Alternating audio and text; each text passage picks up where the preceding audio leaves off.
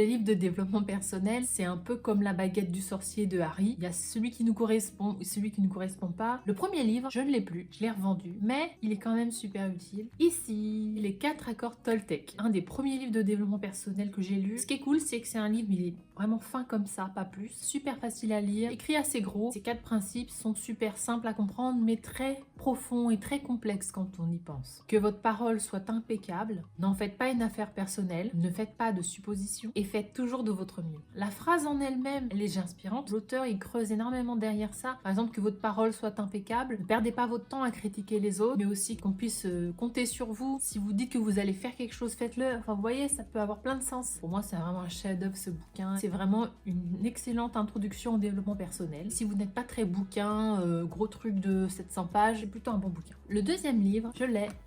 C'est le Miracle Morning. J'ai la version pas poche, mais il y a une version poche maintenant. Bon, bah ce bouquin, c'est vraiment un gros best-seller. Sous cette édition-là, ben, il est écrit super gros, enfin c'est super agréable à lire. La fille qui a l'habitude d'acheter que des poches et du coup pas l'habitude du luxe d'une édition principale. Vous connaissez probablement le principe si vous vous intéressez un tant soit peu au développement personnel. Le principe c'est de profiter des matins très tôt pour faire des choses importantes pour nous, mais aussi pour visualiser, pour penser à ce qu'on veut faire, pour se donner des objectifs, faire du sport, profiter du matin où il n'y a personne de réveillé, où on n'est pas au travail, etc. Se lever très tôt pour améliorer notre vie. On n'est pas obligé tous de se lever à 5h30 du mat. Moi, je le vois ce livre comme au-delà de ce qu'il propose, on va dire en surface, c'est-à-dire se lever à 5h du mat, quoi. C'est simplement prendre le temps de penser à nos objectifs à long terme. Moi, en tout cas, c'est ça que j'ai appris. C'est la question qu'il pose, en fait. C'est si je devais mettre une note sur les différents aspects comme la santé, la famille, l'amour,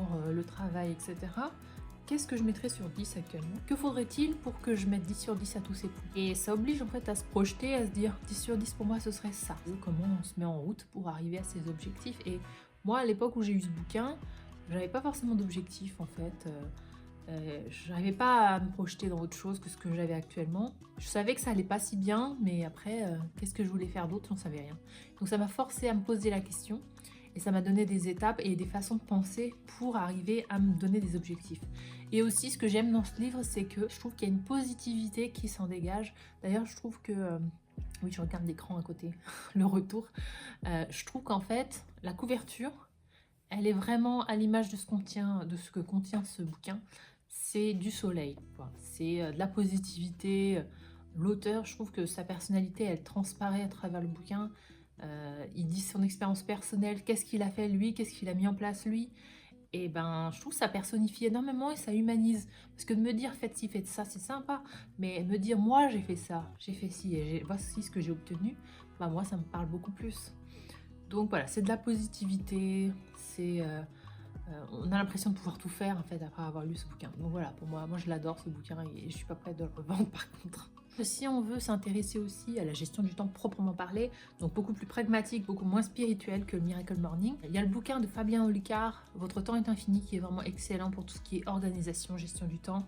Là, pour le coup, on n'est plus dans le rêve, la visualisation, on est pragmatique, on est carré, presque trop carré pour moi, mais c'est intéressant parce que c'est un extrême. C'est l'extrême de si je pouvais gérer mon temps à la minute près, qu'est-ce que je ferais? Libérer votre créativité de Julia Cameron. Alors, en juger par l'état de ce livre, et puis sachant que c'est le deuxième que j'ai parce que j'en avais un et que je l'ai perdu, vous vous doutez que j'aime beaucoup ce bouquin. Il y a du soulignage, des écritures, c'est surligné. Bref, voilà, je l'ai usé, réusé et je vais le relire encore parce que je trouve que c'est mon amour ce livre. Qu'est-ce que c'est que ce bouquin? Comme son nom l'indique, hein, l'idée c'est de libérer sa créativité. Le nom en anglais c'est The Artist's Way.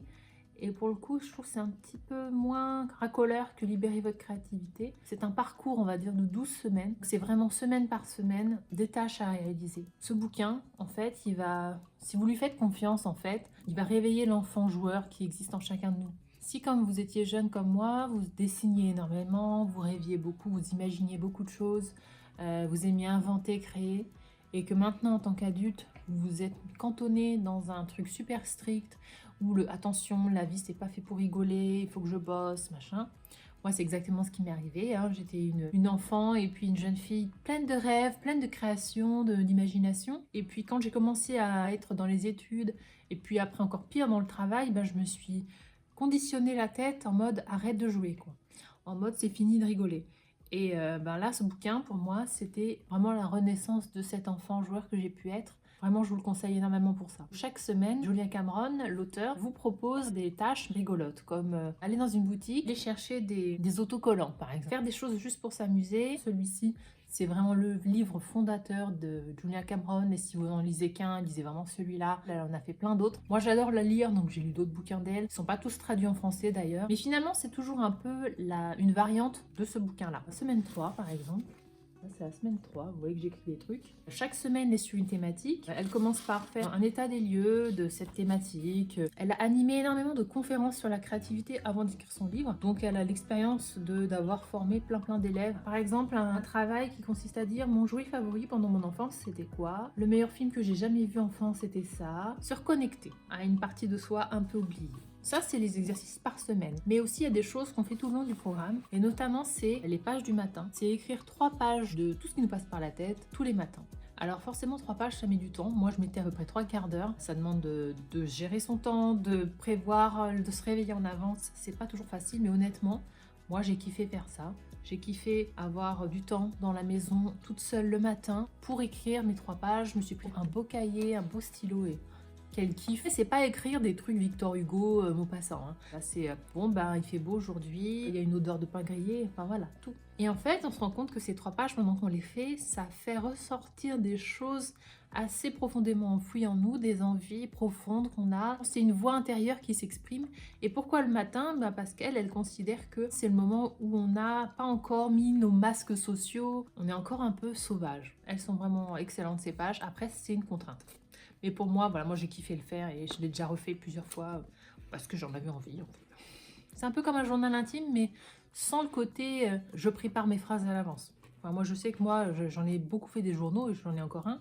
J'ai souvent tendance à réfléchir à ma pensée avant de l'écrire et éventuellement à me corriger. C'est pas super spontané. J'essaie de faire du joli en fait. Je sais pas pourquoi. Et il y a aussi donc le rendez-vous de l'artiste. L'artiste qui est en nous, l'emmener quelque part. Quelque part qui va nous inspirer. Ça peut être aller dans un musée, ça peut aller à un concert. Pas forcément quelque chose de sérieux hein, si vous n'êtes pas musée, expo, machin.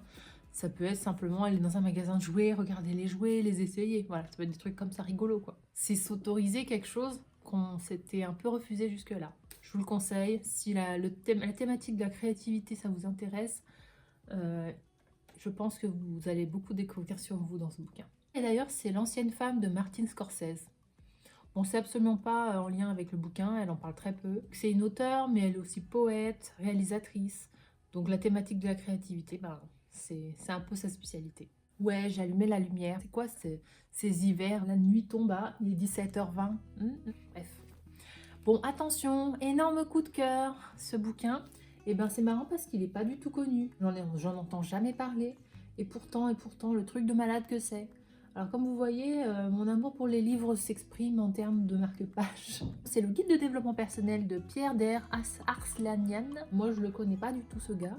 À ce qui paraît, il est ingénieur de formation. Et ça se voit parce que le bouquin, il est d'une caréitude et d'une concision assez impressionnante. C'est quoi ce bouquin? Et ben c'est tout simplement un guide ultra complet du dev perso. Autant la plupart des bouquins de dev perso, ils vont se focaliser sur une thématique en particulier, ou on va dire un faisceau de thématiques, ou un angle, autant lui il parle de tout, mais alors de tout. Tape des matières, et vous allez comprendre le truc. Voici le corps physique, mes émotions, le mental, l'inconscient familial, lâcher prise, la relation aux autres. Créer sa réalité, le choix, gérer nos émotions, vivre sa vie, la plénitude financière, l'amour. Chacune de ces thématiques pourrait être un bouquin à elle toute seule. Pour chaque thématique, en fait, il va nous donner des points clés, ultra colorés. Il y a plein de photos. À la fois, il arrive en fait à dire de manière ultra simple des choses extrêmement profondes, extrêmement spirituelles. Tous ces petits schémas super bien faits, super colorés. C'est impressionnant. Il y a beaucoup de tableaux. C'est un truc de malade quoi. J'ai pas encore exploré tout le contenu de ce livre parce qu'il y a des concepts qui sont pas encore à ma portée, tout simplement. On parle beaucoup d'inconscient familial. On parle de la mort aussi, par exemple. Ça me rappelle Barbie, ça. Ça vous arrive de penser à la mort? de la maladie, enfin des choses, pour certaines, on se sent pas forcément à l'aise de les lire. Des chapitres que j'ai pas lus quand je l'ai acheté, je pense que ça doit faire 5-6 ans que je l'ai ce bouquin, et que je peux lire maintenant, et que je comprends mieux maintenant. Je pense que c'est le propre de beaucoup de livres de développement personnel. Je pense qu'il pourra me suivre encore longtemps, et franchement, j'ai pas envie de le perdre. Le gars, il a même fait une liste, une bibliographie en fait, pour compléter sur différentes thématiques. Je ne saurais que trop vous le conseiller, franchement, il y a tout. Je vais vous lire par exemple une phrase qui est dans ce livre pour vous rendre compte de à la fois à quel point c'est concis et à quel point c'est profond. Il n'y a pas de vérité et en même temps, cela est une vérité. C'est dans ce paradoxe que nous devons vivre.